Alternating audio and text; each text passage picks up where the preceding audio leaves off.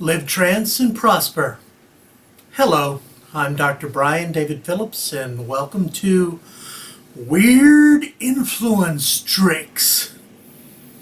I'm going to be discussing little tricks of influence. As many of you know, I'm a professor at National Zhengzhou University, where I teach communication, critical theory, and things like that. And in many of my classes, I incorporate quite a few units on critical thinking and social psychology and social influence. So, for a little fun, I'm just going to give you a little tidbit or tips for influence. And I'll cover a number of different tricks that help you improve your effectiveness at communication. Now, while I go over these, I do want to remind folks of the quintillion paradigm, which I typically teach the very first day of every communication course that I have, and that is the essence of communication is a good man speaking well. Learn the principles of solid communication, but when using them, please have the good of your communication partner in mind. Yes, by learning these tricks, you will be able to recognize when others are using them inappropriately or unethically to manipulate. That's a good thing, because if you recognize you're being manipulated, you can step back and choose not to continue the communication event in that way. Having said that, I would hope that you would not manipulate others with simple greed in mind, but rather to enhance your effectiveness, obviously, because you have your own agenda, but also to help others for the benefit of them. Okay? So let's take a look at some weird influence tricks. I'd like you to pay very close attention to this influence trick because it's important. And this influence trick, it's really weird. This is one of the weirdest ones I've seen, is the word because.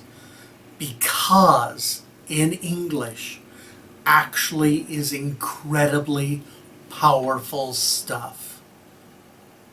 Now, why is that? Well, because. You've been told because since you were a kid. Remember back long ago when dinosaurs walked the earth and you were a child and you were in that curious, inquisitive stage. And so you started asking questions. And your parents, they answered, why is the sky blue? Why are dinosaurs feathered? Why don't I have a baby brother or sister? Why do I have a baby brother or sister?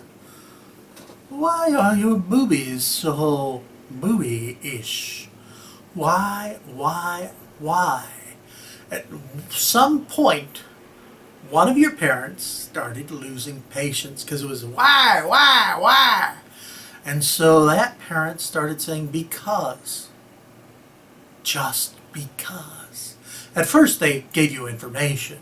Why is the sky blue? Because a giant monkey spilled over a can of blue paint and then tried to clean it out and left white clouds. Okay then. Usually that's the father. But eventually you just start, as an adult, you just start going, because. Because why? Just because. Why? Because. And we have taught our children thusly that just by saying because should be enough reason. They must accept because. In fact, it's so ingrained into Western culture that the word because enhances communication effectiveness. In 1977, a Harvard social psychologist by the name of Ellen Langer actually did a study on this. So, Dr. Langer went to the school library with a stack of papers to copy. Now, if you've been to university, you know that the copy machines at the libraries often have long lines, or at least somebody's there.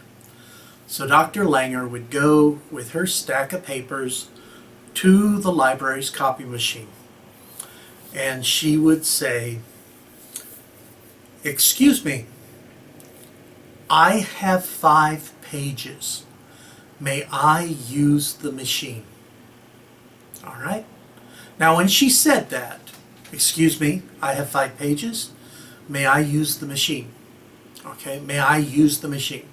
"Excuse me, may I make copies?" When she said that, she had a 60% success rate. All right, so Dr. Ellen Langer at Harvard, when she asked to use the copy machine first, she had a 60% success rate. I find that really amazing because my personal success rate, never that high. I guess I'm just not pretty enough. That's not true. I always get people to get me their copies. But Langer wanted to see how phrasing the request would go. So 60%, she doesn't use the word because. Then she adds the word because. She says, "Excuse me, may I use the machine? I'm in a hurry, because I'm in a hurry." So, "Excuse me, I have 5 pages. May I use the machine because I'm in a hurry?" When she says because I'm in a hurry or I'm in a rush, she's a 94% success rate.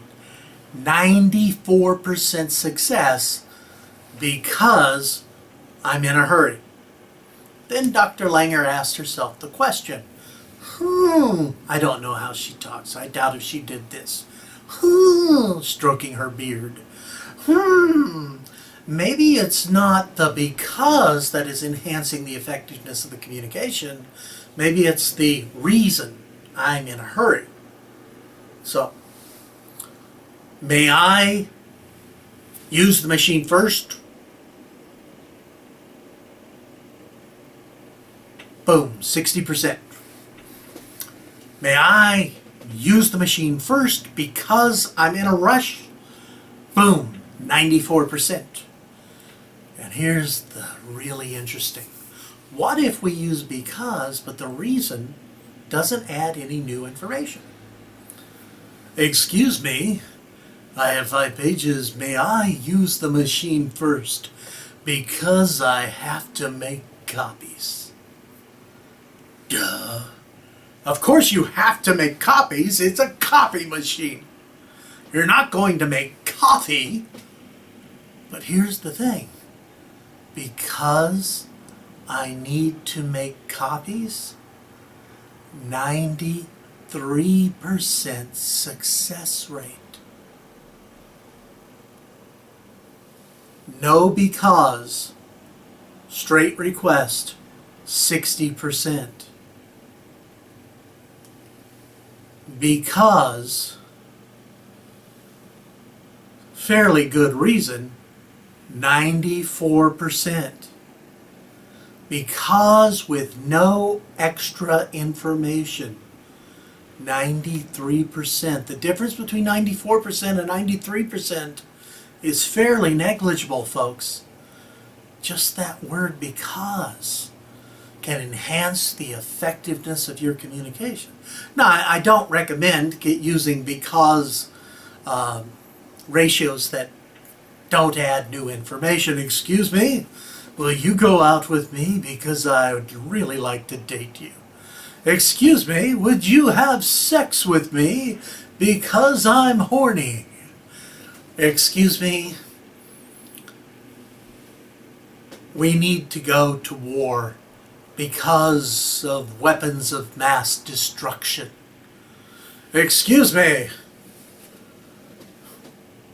would you please kiss me because of blue monkeys? Hopefully you'll use because a little more effectively than that, and a little more ethically. The line at your favorite fast food joint, excuse me, may I order my hamburger first because I'm hungry? Because is a magical word, and it really does fit our weird influence tricks. Remember quintillion, but also remember reasons. Because. Why? Because I just told you to. Yeah. Subscribe to my channel because I want you to.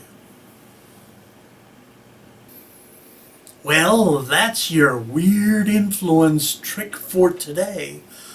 I hope you have gotten something worthwhile out of this little video. And if you'd like to know more about social psychology, critical thinking, and social influence, go to my website, www.briandavidphillips.net/blog. Or sign up for one of my courses online or in person, either through briandavidphillips.net, Waking Dreams Hypnosis, the Center for Universal Loving Transformation, the Hypnosis Practitioner Training Institute, where I do teach critical thinking and social psychology. Sign up now and look around on my site and see all sorts of cool stuff. For now, I just want to say thank you for listening, because I appreciate your participation in this whole video relationship thing. Be sure to click subscribe because you want to. Check stuff out. For now, this is Dr. Brian David Phillips saying, live trance and prosper. Bye-bye.